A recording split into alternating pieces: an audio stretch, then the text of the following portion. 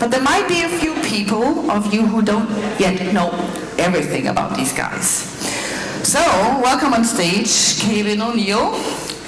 I first heard Cailin speak at a travel blogger conference like ages ago, and I was very amazed by her spirit. She's an award-winning travel video blogger and a social media influencer who has been running Travel Yourself, that's her channel, for the past 7 years.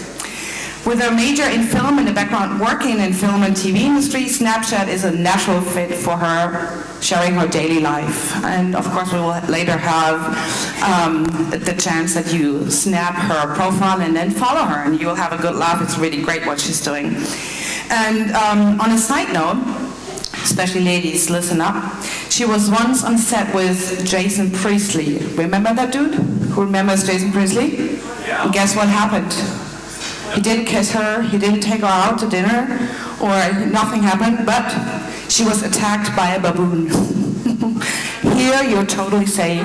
Welcome, Cailin. Thank you. Also, welcome on stage, my colleague, the lovely Kate McCulley. Kate is the publisher of Adventurous Kate. I'm a big fan.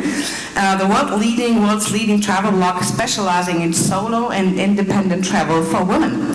She has visited more than 60 countries, if that's still accurate, and became one of the first travel bloggers to embrace documentation via Snapchat. She has been featured by the New York Times, congrats on that, and in numerous, of course, women's magazines. When she's not traveling, Kate lives in New York City, and she's even staying super cool when her luggage is lost. I guess that's already the New York attitude, I don't know. Or this might also have been because she was trained to stay cool after she experienced a shipwreck in Indonesia.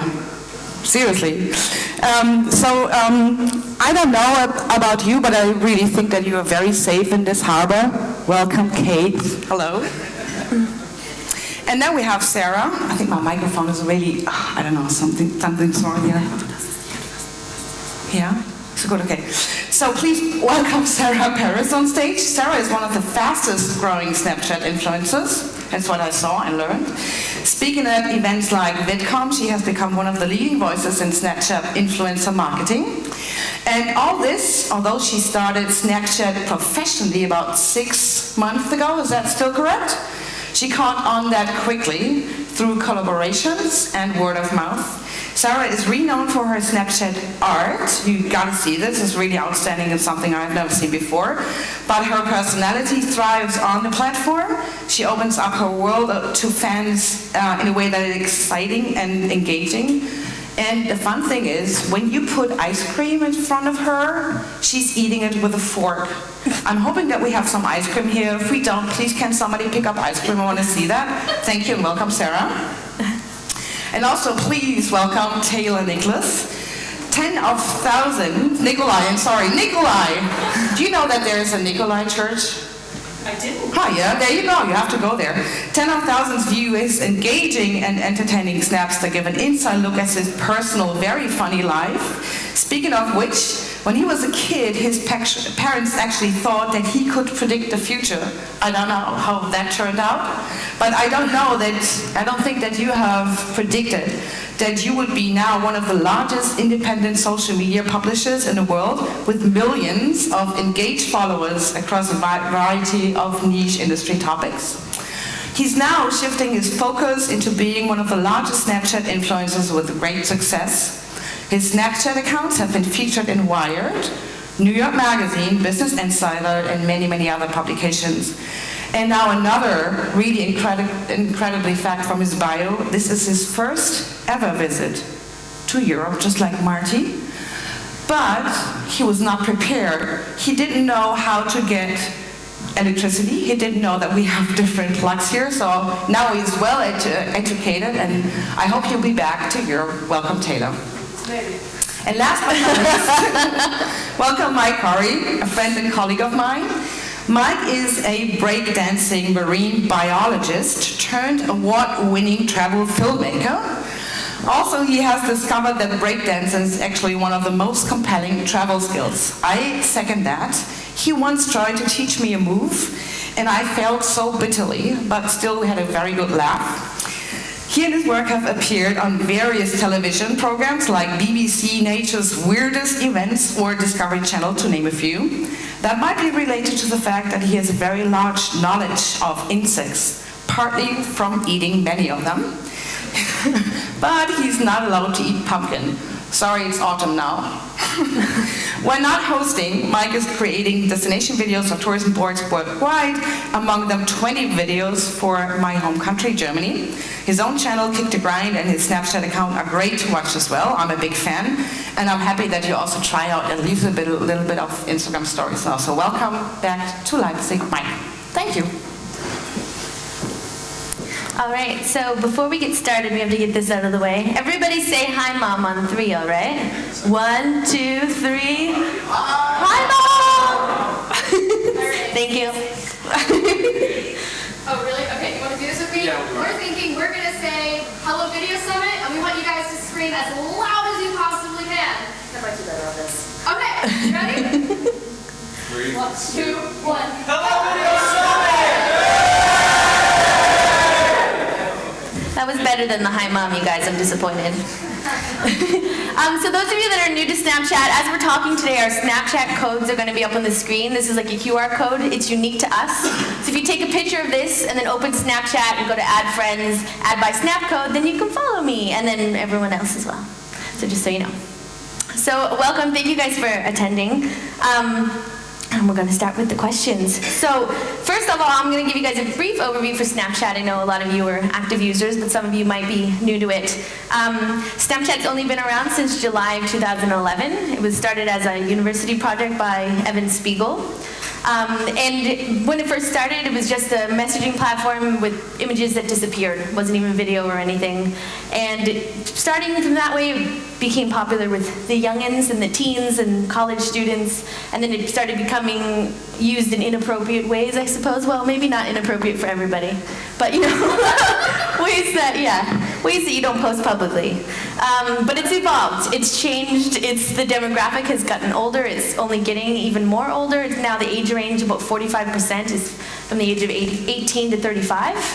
And it's getting even older. My mom's on Snapchat. I don't know how she figured it out, but she is. And in 2013 is when they brought in stories, and that's like your public timeline, like you have on Twitter or Facebook. So now you can now post pictures and video to a public story if you allow everyone to follow you, and you can create videos all together. Snapchat currently has 10 billion daily video views, and it's valued at $16 billion. So it's a pretty exciting app that we're all pretty excited to be using. So my first question here is, how do each of you use Snapchat? I know Mike does some fun things with the geofilter lenses, and you travel and you do art and comedy. So let's talk a bit about how you each use Snapchat. For me, my brand on Adventurous Kate has always been showing women how to travel the world on their own safely and independently. And I find that a lot of what I do anyway on the blog is like a constant reassurance. It's okay. It's okay. It's okay. Even if I don't say so explicitly, I'm showing women that yes, you can travel safely alone, even when it's in places like I was just in Colombia. So I use Snapchat to extend that. I actually have like a 3-pronged approach to Snapchat. It is mostly travel, but also with comedy and increasingly some makeup as well. Everyone's always asking me about makeup and jewelry, so I bring that in as well. When I use Snapchat, I mostly keep it to art. I like to keep in mind that this is bite-sized media. It's consumed in a very short period of time. So I like to make something that can be easily segmented into 10-second increments at a time. So between drawing, that could be up for 10 seconds at a time, simple storytelling, or even just vlogging. I really try to keep it between a couple things and make sure that it's very easy to consume. Yeah, for myself, my primary platforms are YouTube. I'm a video creator first, and doing those weekly videos on my YouTube channel, or bigger pieces, let's say some editing pieces take about a month. It's hard to maintain a relationship with my fan base, because if you're only producing a video once a week or once every 3 weeks, that daily touch, the daily relationship kind of fades away. So for me, myself, being able to travel and show behind the scenes when I'm actually filming something and not producing the big videos on my YouTube channel, Snapchat filled that role, and also just being in touch when I'm not traveling with the people who care about my content. Because for some people, one time a week or maybe one time a month is not enough, and they want to see more of you and learn more about behind the scenes, and so Snapchat filled that role in my life. And talk a bit about your filters. Okay, so on top of that, one kind of where I found an extra use for Snapchat is, they're called geofilters, yeah? So basically you go... those are the lenses, sorry. The lenses, yeah, exactly. Yeah. So the funny dog faces where you open your mouth and it makes lick sounds, that's a lot of fun to use. So one thing I found traveling and when I'm making travel videos, I really love to connect with local people.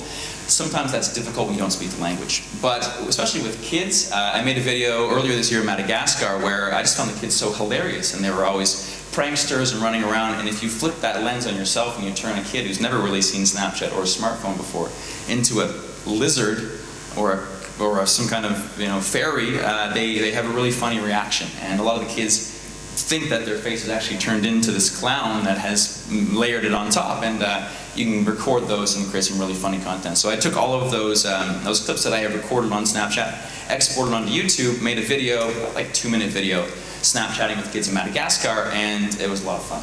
And it went kind of viral, right? Because inside... Yeah, it got picked up by quite a few media companies, turned into Facebook videos, and did quite well on YouTube and Facebook as well. Yeah. Hi, my name is Taylor, and I'm a really awkward guy.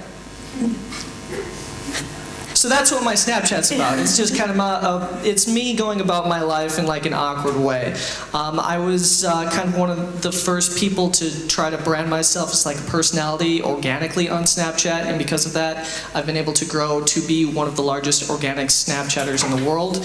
I've taken that influence and put it out into various Snapchat channels or shows or accounts, whatever you want to call them. So one of my other accounts that I host Monday through Friday is a show called WTF Facts, which a couple of these people have co-hosted this week, where I say facts, and I have other Snapchat accounts that I do similar type of niche-oriented content. But I'm mostly known for my personality, where I just kind of go on the street in Germany and like look at signs and talk about how I don't speak German.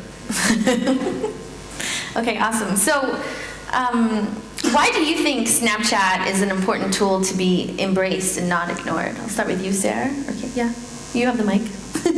Oh, hi.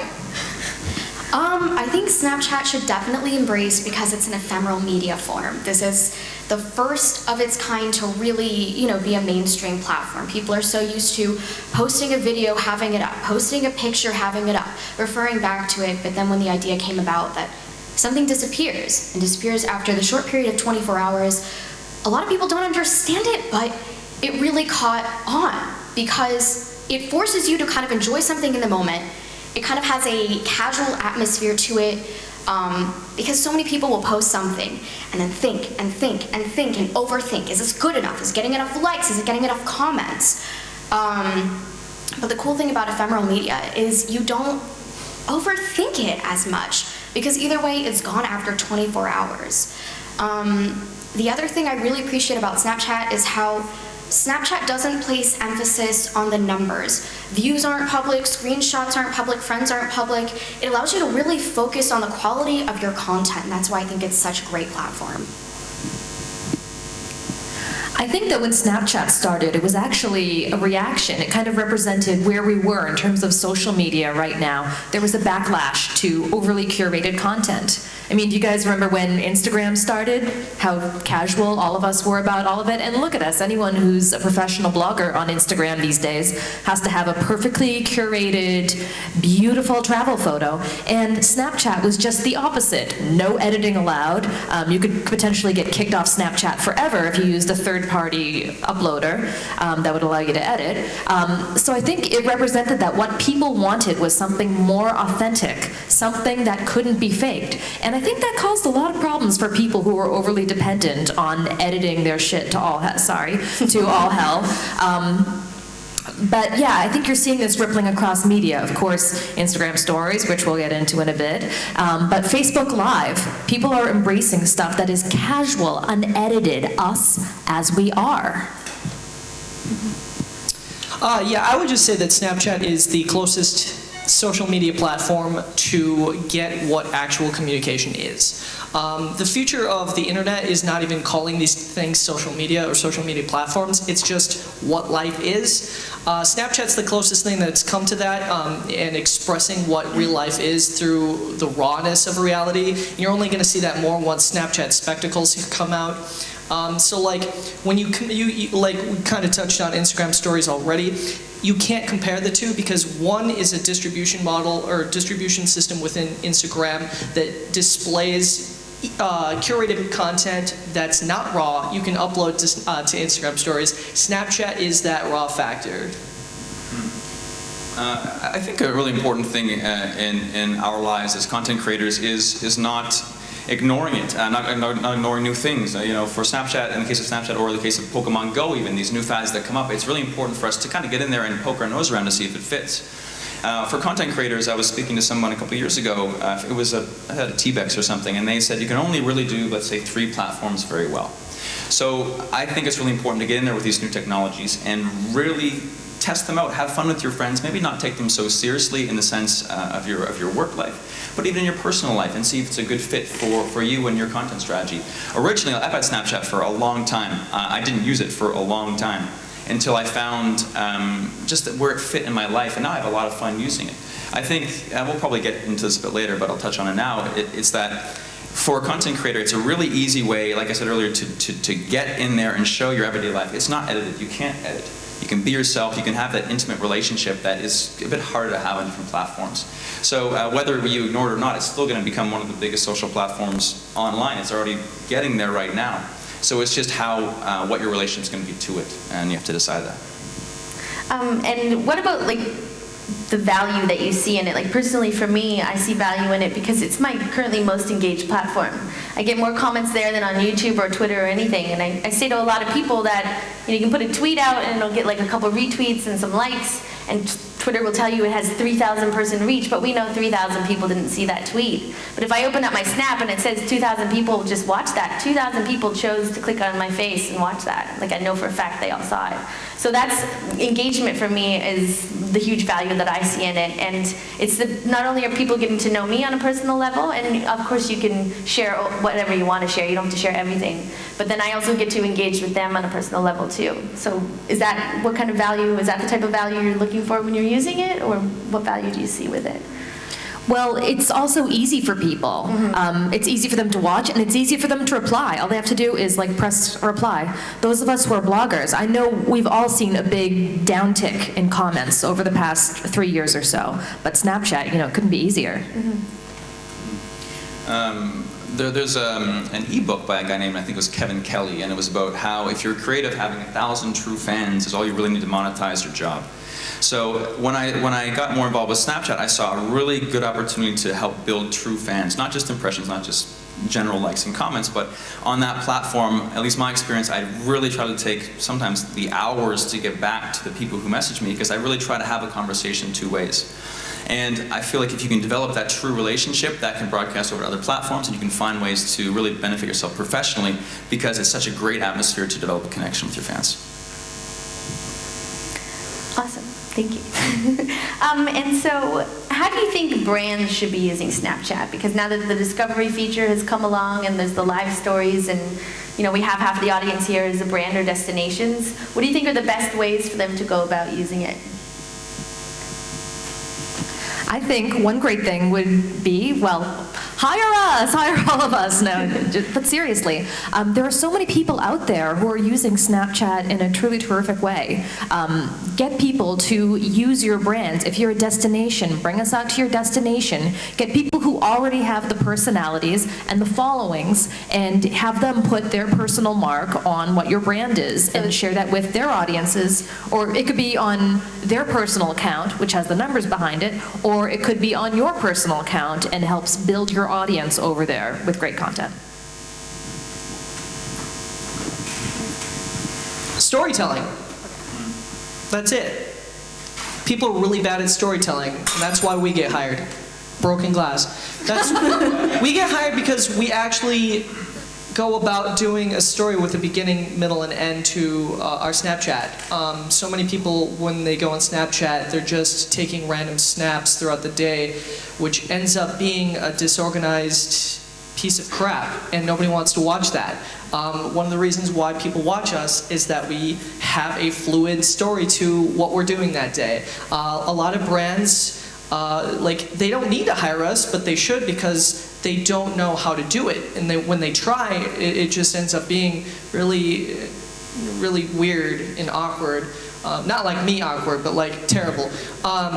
So I guess what I would say is that what brands need to be doing is storytelling, in the sense that Taco Bell does a great job, because they will show the process of how a taco is made, or people going to Taco Bell and what did they enjoy at the Taco Bell, versus taking random screenshots of food. And they also have their geofilter, the taco face on Cinco de Mayo. Oh, the lens. The lens. Yeah. Sponsored lens. Yeah. It's so confusing.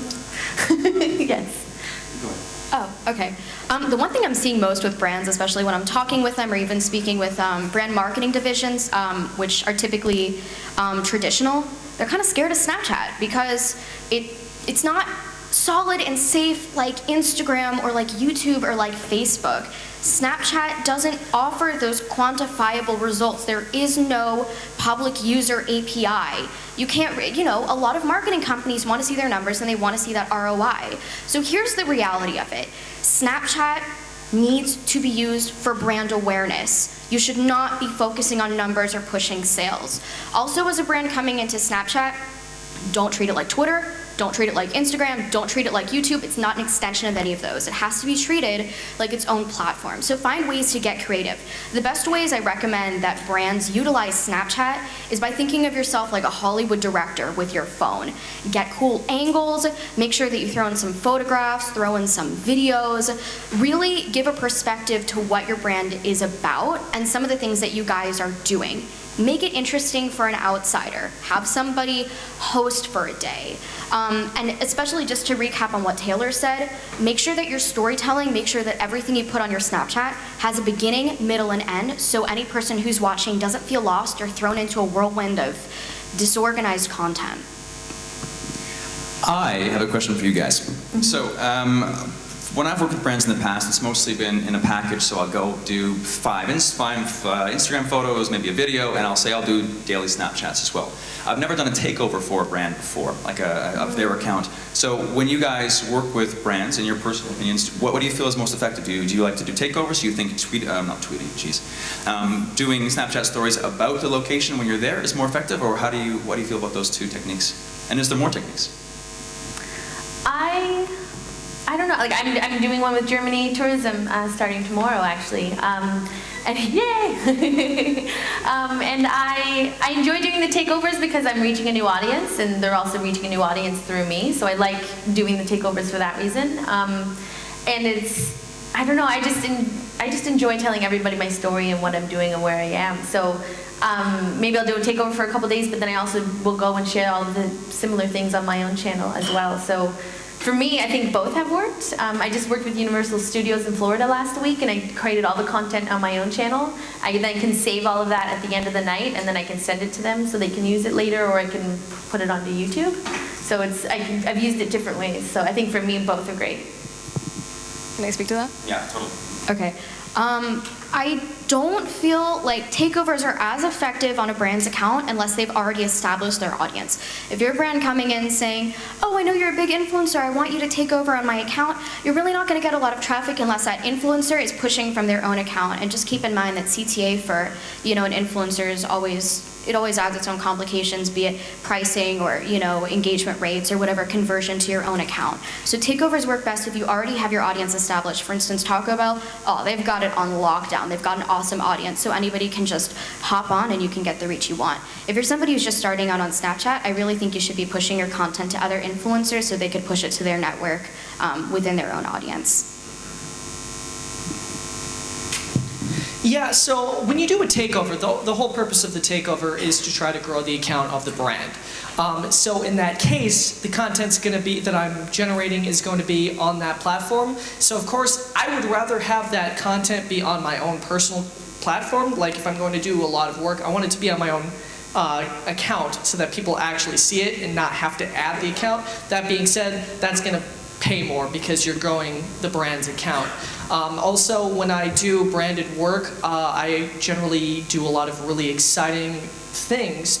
So it's really good content generally. Like when I worked with MasterCard, I did work for the Grammys, and they put me on a red carpet and had like a bunch of cameramen follow me around and get my autograph, and it looked really cool for my fans, even though it was all acting. But like stuff like that, it's so cool. But I like it better when it's on my account versus doing the takeover, even though the takeovers pay more. All right. And aside from Taco Bell, what are some of your favorite brands that are using it well right now? Taco Bell. Taco Bell. I'm a Boston girl. I got to promote a Boston company, Dunkin' Donuts. I love all the little stop motions that they do. Simple, but effective. Is that by Rachel? Rachel, was that you? No? Should call them up, Rachel. Not too much. I guess one point to address a bit earlier is since you were in the moderator's chair, not so much in the storytelling Stop chair. asking me questions. Exactly right. No, but talking about the storytelling that Taylor was talking about is that Cailin is recently doing some really great stories, and I think that's one of the main points about Snapchat is making it personal and having people get immersed in the actual platform. I think it's cool to do a pan of a view or something, but being able to open it up and all of a sudden you're immersed in a story. Yesterday you had fallen asleep and people had taken your phone, and we had fun almost like we were passing around the phone, trolling on her cell phone, and those kinds of stories are really compelling on the platform, and I think that's what it's built for. And one of my favorite brands right now is HP, like Hewlett Packard. Frank Dana from Ghost Codes does, I think every Tuesday, does the Tech Tuesdays or something, and he does that brand's doing really well on Snapchat. I like them a lot. Yeah, I would say almost 100% of brands are doing really bad on Snapchat in terms of the personal branding stuff. You're seeing a lot of brands doing really cool stuff with lenses. Like Gatorade did this amazing Super Bowl lens that had more people.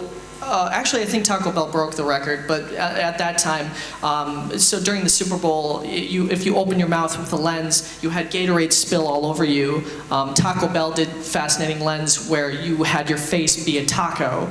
I think the best brands right now on Snapchat are doing stuff with lenses, but the thing is, and I know Sarah can speak to what the costs are. Yeah, that's very expensive. Yeah, so a lot of brands will approach us and be like, oh, we'd love to do work with you, but also, can you make us a lens? First of all, first thing brands should know, Snapchat bought a company called Looksee, which started this, facial tracking technology that you could really make the lenses with. But Snapchat is the only company that has access to the lenses technology, so you can't make an outsider lens just like you can make a geofilter. Second thing, a lens. One lens for 24 hours costs starting price $1 million. We have that confirmed by Snapchat. A couple months ago, it was $750,000, but we now have it confirmed $2 million, and prices continue to rise. Not very feasible unless you're a massive brand like Gatorade or Taco Bell. And speaking about that, what about the geofilters? Have you seen a brand do a geofilter really well? I know at TPEX Minnesota, the Radisson Hotel, made it look like we were all in magazine cover and we were the best bloggers of the year kind of thing. So have you seen other brands that are doing great things with geofilters? Hillary and Trump. Yes. Whoa. But he was mean to her the other day. He's mean to her every day. Well, yeah, it's true. No, but his geofilter was he called her I don't know what he called her. Crooked Hillary. They had the Donald J. Trump versus Crooked Hillary filter, which was Oh, I saw that. not nice. Have you the other geofilters you guys seen that stick out in your head? No. Again, we keep harping on Taco Bell, but that's just because they're doing it right. And they just won the best brand award at Snap Happen. Right. Yeah, they're good. Taco Bell has done filters where you can wear a hat within the geofilter, stuff like that. Mm-hmm. All right. And aside from yourselves, who are your favorite Snapchat influencers to follow? Dylan Francis. Yeah, I see you there in the back, Rachel. We both know. Dylan Francis. Yeah. He's an EDM DJ, and he's just the most hilarious guy on Snapchat. He knows storytelling and comedy better than like a lot of professional Snapchatters I know, which just blows me away. This guy is absolutely hilarious. Do keep in mind he curses quite a bit. Yeah, risque. But as long as you have a good sense of humor and you don't take it a little too serious, he's my number one. And Mike or Taylor, Kate? Yeah. One other small niche I found personally is because travel bloggers like myself, like Cailin, like Kate, we're everywhere all the time. We really like to hang out with each other, but we don't really know where anybody is. And the thing about when you're creating content, I'll make a video about Indonesia like I am right now. I'm going to put it up next week, and people think I'm still there, but that's like 2 trips ago for me. So Snapchat is something you can't really fake. You post the content that's happening. In the moment, yeah, exactly. So I can catch up with my friends. I know what Cailin's doing. I know what Kristen's doing. I know what Captain and Clark in the back and Holden, what they're up to, the baby. But it's being able to keep up with my friends that way. And again, that was the segue into using it professionally, was being able to use this platform to keep track of all my friends. And I think there might be some content creators, some travel content creators that can, if you're not on Snapchat already, think about it that way. You sure you have friends on there, you can get into it that way too. It's a great way to keep track of us. My mom actually, she keeps track of me on Snapchat too. My mom, if I don't snap, my mom's like, "Are you alive?" Exactly. One of my favorite moments by a celebrity on Snapchat, Kim Kardashian, but seriously, hear me out. She used Snapchat to reveal the video that she had of Taylor Swift consenting to Kanye using the line, "I think me and Taylor might still have sex," in his song. Because, long story short, Kanye wrote a song, there's a line, "I think me and Taylor might still have sex because I made that bitch famous." And Taylor, as soon as it came out, Taylor did this statement, "That was wrong, I can't believe he did that." And then Kim used Snapchat to show the video of Taylor saying, "Oh yeah, I like that line, it's really tongue-in-cheek." And not only that, she was brilliant at promoting this because she made it exclusive on Snapchat. And that's something that I try to do myself. I'll say to people on Facebook or on Twitter or somewhere else, "Okay, I'm going to make a big announcement, but it is only going to be on Snapchat. It is going to be at 3 o'clock Eastern time today." And she drove people to Snapchat, got millions more followers. So I thought that was a brilliant move on her part. I think Giorgio.Copter is the greatest artist on Snapchat, Yes. other than Sarah, of course. And he won the Snap Heaven Award. Okay. I might be affiliated. Sorry. I think Dylan Francis is the greatest celebrity, much better than DJ Khaled. DJ Khaled ends up being very repetitive. He got very famous for being like that first celebrity who did really zany stuff on the platform. But if you watch it, like after about 2 weeks, you realize it's lying every day. He played himself. Siren Q is the best at gamifying Snapchat, so she's done gamification on Snapchat better than anyone I've ever seen. Gamification. Making a game mode of the snaps, you like tap and stuff.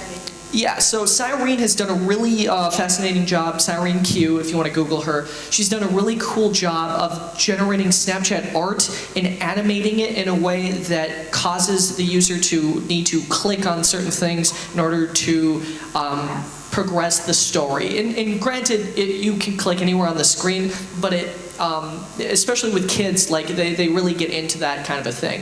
I think people like Opera Americano are doing really fascinating work. One of the dark horses of Snapchat influencer marketing is Didi Rio, who is a 13-year-old kid in California, and he's doing hilarious stuff on the platform. Yeah, there's a lot of people that I find to be doing a lot of great I stuff. also really like Chris Montalcino. He's coming up in it, and he does a weekly story on the Shorty Awards, but has his own channel, and he's made a vow to snap at least once every day for a year, and he's been doing an excellent job, and he's a brilliant storyteller as well. How about the real Dr. Miami? Oh, no, is that like the plastic surgeon? So he's a plastic surgeon No. that every single Absolutely day not. shows what he's doing with full detail. I think the actual Oh, pages nope. have to consent to be on his Snapchat, but you see and you shouldn't watch it. All Some right. of you might check it out. but you Moving should on. watch it. So, being an influencer yourself, what are some of the best tips that you guys can give people that are just starting out and they're using it and they want to be like you? Well, for myself, I feel Snapchat's a really, really, really great platform. Like I said, to fill in the cracks for your other content, but also just to get at hosting. And I really feel that if you're going to be doing video, having a decent presence on camera is very important. And with Snapchat, it is the easiest practice thing. You saw us at the beginning get up, look kind of dumb, do the Snapchat thing. But the hidden message there is that being uncomfortable on camera over and over and over and over helps you be comfortable on camera. And then if you feel comfortable, you can do all kinds of great things. So I know professionally for myself, I've done a lot of hosting on television shows, web series, and that just being able to pull up my phone, do a 10-second stand-up, something funny, something strange, because the platform encourages that over-the-top type of attitude, has helped me a lot to be able to go in front of a bigger camera and really express myself how I feel I should express myself, opposed to feeling like I'm a fragment of who I really am. Snapchat has helped me, and I've seen other people start Snapchat, get awkward after 2 months of doing it with maybe no audience, maybe a big audience, doesn't matter, but just practicing, getting out there and saying things and being strange, it really helps you so much in your video presence. And I think for that reason alone, if you're doing travel videos, you should consider just jumping on and making some Snap stories, even if not great, but it's really good practice for you. One of the biggest mistakes I see new people make is that they go on and on and on and on. Snapchat, you gotta be crisp, you gotta be fast. If you can't say it within 3 snaps, don't say it. Of course there are exceptions to every rule, but yeah, keep it fast. Okay. Everybody, here is the key to growing on Snapchat. Key to success. The key to success without being DJ Khaled, because that's over. And this is growing outside of 200, 300, I'm talking 2,000, 3,000 people on your Snapchat from nothing. First of all, there's an app called Ghost Codes. You want to figure out what community you're in. Even before that, before you hop on Snapchat, find out what your reason is for being on the app. Don't say I'm on here to get big or to be successful. You need a purpose before you even open the app. Once you find your community or your niche, then you get into Ghost Codes because it's got a ton of categories, which I'm betting you your niche is going to be on there. Find people within the community and figure out people to collab with. This should get you up to about 2,000 or 3,000 views per snap. Just by doing this, being consistent and keeping up with people in your community. And then here's another thing that I really want to put emphasis on. And this is going to sound a little bit weird, but don't put all your time and energy into making sure that your content is the best you can be if your numbers are not where you expect yourself to be 6 months to a year from now. Because if you're not watching that many, if you're not having that many people watching you, it's not going to make sense to exert all your energy on something where you can burn out or where it's just going to feel too taxing on you. So make sure that the quality of your content increases with your view count and with your growth. Don't stress it, don't pressure yourself, you know? Take it slow. And then I'm very much a proponent of saying, use the app however it works for you, you know, because on Twitter and Instagram and Facebook, people say, do this, do that, don't do this. But I think for Snapchat, it works, you know, you use it, you try to test it out and use it how it works for you. But are there any specific things, I know you've mentioned a couple, but like things for people to not do? It's like, is there any, aside from what you've said already? Okay, sorry. I know a girl who is in the travel blogging community, takes great photos, lovely personality, writing, and she has a pretty bad speech impediment. So on Snapchat, it would probably be harder for her to get an audience, communicate. She does it all silently. Only photos, only videos. All the biggest Snapchat stars, I'm not joking, will have their phone above. And then also, don't use any third-party service at all to upload snaps, because not only is that cheating, because that's cheating, but you are very likely to have your Snapchat account suspended or locked. And one other thing, please don't snap while driving. You could kill yourself or somebody else. Please don't snap while driving. All right, and now the big question I'm sure a lot of you are curious about. Why Snapchat and not Instagram Stories or Facebook Live? I like Facebook Live, but it's completely different purpose. But Instagram Stories suck. You stole it. Instagram Stories, for me, there's two things I like about it. If you tap on the left, you can go backwards, and you can't go back on Snapchat. And some of the drawing tools are a bit better. But aside from that, my audience isn't there. I get more views on Snapchat, and Snapchat, you can just do so much more with it. So for me, I like Snapchat better. Yeah, it was another thing to do on the list of long things to do for a lot of us, I think. So with Instagram Stories, it came out just recently, and I was having a lot of fun with Snapchat, and it seemed to me that I'd have to walk into every room or do a presentation and hold the phone and be like, hey, I'm here, and then put it down, switch apps, do the same thing again every twice. And there's different ways you can upload existing content now. But I'm a firm believer of trying it out. If it doesn't work for me, then I'll put it down for a while. And what I'm doing now with Instagram Stories, like we said in the beginning, is I'll post a photo on Instagram, because my 3 platforms are Snapchat, Instagram, and YouTube. I put a photo on Instagram, and then what I'm starting to do is I'll put it's like 3 or 4 little snap stories, but basically the story behind the photo. What the apps I use to edit the photo, the photo settings of my camera, some different things that I did when I was there as far as camera settings and location and things to keep in mind. And I'm trying that out now. If it works, great. I want to be able to use it. I think it's a cool platform, but like I said, I don't think spreading yourself too thin across things that aren't fun for you is sustainable. Yeah. If it's fun for you, it'll be fun for you. Try it out, but don't push yourself, because the thing is, you can keep going, but if it's not fun, you're not going to continue to do it. And I know that a lot of travel bloggers, when Instagram Stories came out, you guys have huge Instagram accounts, and you were getting more views instantly because Snapchat's so hard to even get followers on. And I even saw a drop in my numbers as all the travel bloggers were leaving it. But I don't think that's a good idea, because Instagram Stories is a totally different platform. It's still not easily searchable. It needs a lot more improvements until it can do better. And now you've left it open for all of us to be even better on Snapchat, but you're going to miss the boat. That's my opinion. Instagram Stories will always be at least one update behind Snapchat.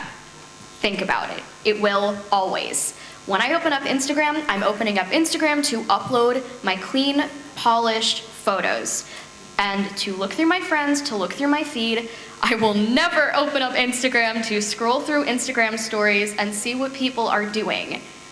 That's what I have Snapchat for. And then as an artist, speaking to the art perspective, I can't tell you, when I got Instagram Stories, it crashed. It was buggy. I lost my drawings. Snapchat, I've never had an issue. I've had drawings on Snapchat that I've worked on for 12 plus hours, and it's been so reliable. Instagram Stories, guys, not for me. And like you said, Snapchat has the facial technology, Yeah. and Instagram does not. Yeah. Can I ask you guys another question? Yeah. What do you guys think about Snapchat's been progressing quite fast, the platform. They're quite innovative, actually. In the coming year, where do you see it going? Do you see discover features? Do you see easier ways to find users? Because right now it's all third party with ghost codes, right? Mm-hmm. Do you see public profiles, metrics, anything that brands can measure? What do you say? I don't know. I'm still shocked that we don't have metrics by now. If we don't have them now, are we going to have them ever? Mm-hmm. Like, they obviously know that that's missing, and they're purposely not giving it to us, so who knows? Yeah, with the metrics, because it gives Snapchat a lot more of that power to work directly with brands instead of giving everybody else the tools to work as a third party. You guys know, if Snapchat's making $1 million in 24 hours from its single sponsored lens, why would you give out metrics to other people to do business through a third party? Sorry, I saw the 15 minutes and I was like, oh no! I definitely, and I really want Taylor to touch on this because his parents said he can predict the future, and he's done a very good job at that. We'll get him to touch on it, and then we'll do questions. But Snapchat Spectacles is, I think, going to be the future of storytelling, and that's really going to evolve, and I really want Taylor to speak to that. So I guess on the previous point, I just wanted to make a note that if Instagram Stories came out and you were one of the people who said, oh, Snapchat's dead, you're bad at social media, it's just you're old. Because it's a very dangerous mindset to have, to see an add-on to a different platform and think that that's going to be a platform killer at all. So the question of what is going to be the natural evolution of Snapchat, I could see a lot of different things. First and foremost, Snapchat has no desire to help influencers at all. I guess I can't speak for Snapchat, but just my perception, in the sense that they're selling ad revenue after our stories. We're all influencers. And when you watch Snapchat stories of your friends, you'll come to one of us, and almost certainly there will be an ad placed after our Snapchat, and that's because they're selling ad space against our viewers. So they don't want to give us an API or stats or anything because they want to be able to sell ad space on their own. And the moment that they give us any sort of public stats or API, then we're able to be a competitor to Snapchat, and they don't want that. One cool thing though, if you do create a geofilter 24 hours after it's been live, they will give you the stats of how many times it was used and how many people saw it. So that's good. Because I used one in Chicago on St. Patrick's Day, and over 2 hours for $5, 600 people used it, or it was used 600 times. I probably was like 100 of those. And then there was 30,000 eyeballs on it. So that's the one stat they give you, but yeah. I'm actually seeing, I don't know if you guys have seen this, but when you open up Add Friends, more and more are showing up as these people have mutual friends. So we're already, as of today, seeing like new discoverability features. I do love the lack of discovery on Snapchat. I know a lot of Snapchat influencers say, oh my god, I just want a Snapchat discovery option. But through my experience on literally every other platform, the moment that you open up discovery for everyone, the pretty people just rise to the top. And I'm not pretty enough to rise to the top. So I'd rather have good content go viral rather than pretty people. All right, should we do questions? I was going to say, having no discovery feature makes you have to be proactive. Whereas people aren't going to organically follow you, so you have to go collaborate, you have to put extra energy in, go to other platforms to get these followers. So it's interesting, but it's not easy to find brand new people. All right, questions? Peter Parkour. So I'm not on Snapchat. Yeah.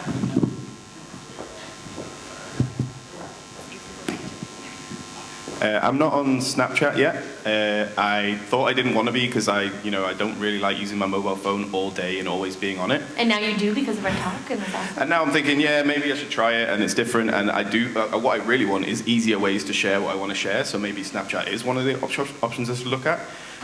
But so is Snapchat just purely personal profiles at the moment, or do they have like business channels? Can you have like multiple accounts for different types of content, or how does it work in that? Yep, you just have to sign in and out just like Instagram used to be. So I have a couple accounts. Taylor has a few accounts.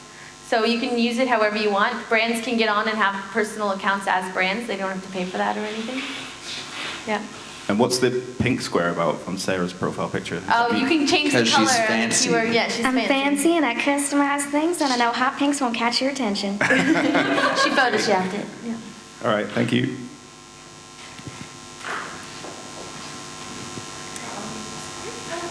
Good. Right, yeah. You guys mentioned quickly about, what was it, Snapchat Spectacles? What is that? The sunglasses. There's glasses coming out probably before Christmas. They'll be like limited release.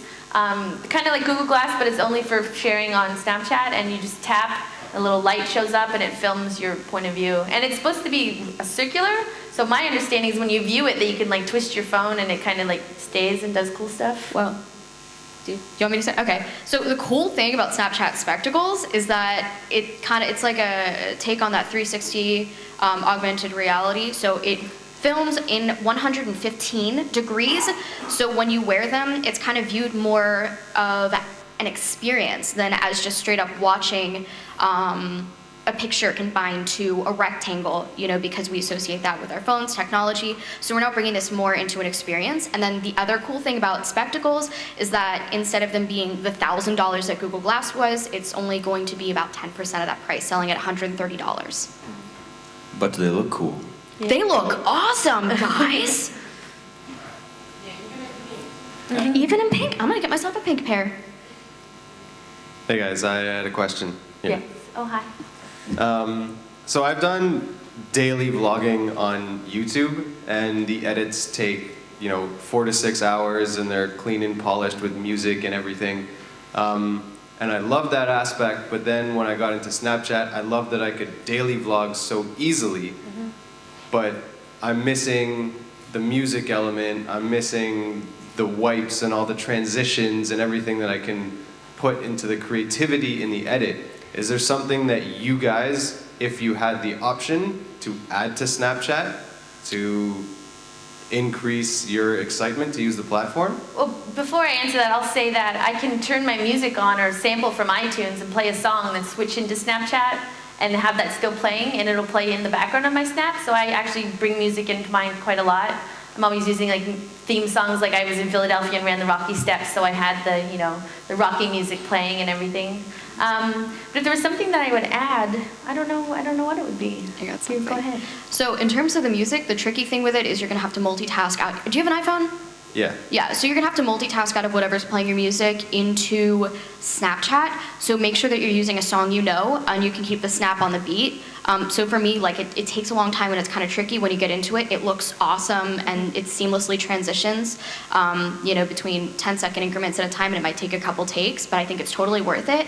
And currently, they're not getting mad at you for using copyrighted music. Yeah, yeah. Well, it's 10 seconds. Yeah, and then you're most likely not monetizing your Snapchat for where you're using the copywritten music.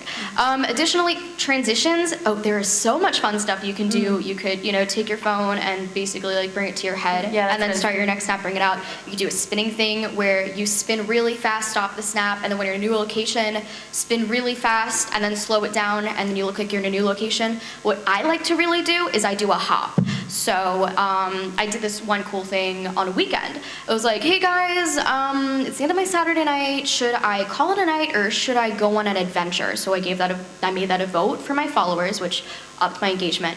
But they said go on an adventure, and I had already scheduled a flight to Miami. So back in California, I hopped. Halfway through my hop, so at the top of my jump, I stopped my snap. Then I did another one in Miami. I started it at the height of my jump, and when I fell and I pulled the camera up, I was on the other side of the country.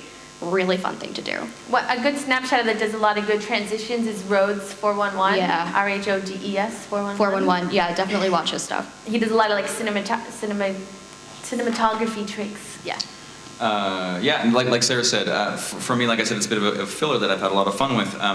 One thing that Caspar and I are going to talk about shortly in our talk this afternoon about advanced video techniques is how no matter if it's a phone camera or that was a plug, yeah, come see our talk. But one thing with making videos, some of these really beautiful videos we've seen this conference, is a lot of the effects are actually in camera. So you can take these phones and, like Sarah was saying, bring it forward. You can put it in a barbecue, you can put it in a drink or whatever, maybe not get it wet, maybe the new phone, but not the current one, and that helps you get more ideas for when you have your big camera, and you can have some fun with that. So being able to play with in-camera effects, I think, is actually quite fun, and being able to have those creative restrictions, because like you see, I like working within limitations. Yeah, exactly. Like I like to put time into these big, elaborate pieces. In Snapchat, I can't. But I still like to make them a bit special and different, so I try to find more unique ways to, especially do transitions, like you were saying, Sarah. Mm-hmm. And was there another question there? Yep. Great talk, guys. So at the beginning of the talk, I know Cailin, Kate, you guys talked about the rawness of Snapchat, and I know at the beginning of it was very raw. It's very just, you do it, you don't have to edit. You don't, like, even though we were just mentioning music and sound. And then Taylor, Mike, you guys were talking about curated content, about, oh, you need to have a story now, you need to be more precise. Even Sarah, you were talking about transitions. Yeah. This is the same that happened with all the other platforms. It started raw. YouTube started raw with random videos. True. Instagram started raw, and then it moved to heavily curated content. Do you feel that Snapchat is heading that way, and do you feel that you have to head that way to be successful, or do you feel that it's going to stay more raw, and you feel that it's better to be more raw? I think for my channel, I will have like a heavily curated, very nice polished day, but then I'll have other days where I'm just not feeling well, or I'm crying in the bathroom at a party with a friend's place and being really raw. That got a lot of engagement. I didn't do it intentionally. So it depends. Like I think with Snapchat, you're able to go from raw to curated from day to day, and people don't mind that. But you guys might have other ideas about it. Do you want to say something? Okay, so my opinion would be, yes, it is evolving to be less raw, but because it's moving off of mobile and it will be spectacles, it's kind of like restarting that rawness over again. I definitely think there will always be an element of organic and really raw content on Snapchat, because you're not editing, you're not uploading, you're not spending the hours you would on a YouTube video. So once you see the curated content, you should think of it less as kind of getting rid of that rawness, but think of that more as raw creativity. And the beautiful thing about that is that stuff is what winds up really setting you apart in your content. Because when, you know, random people and followers are swiping through stories, they see someone singing in their car, they see someone at a concert, they see someone bored in the back of the classroom, and then they see something that's beautifully shot, but all done raw, all done within Snapchat. That's what's going to catch their attention. Okay. Sorry, we have to be in time. Thank you so much. It was really great and inspiring. I learned a lot. Thank you.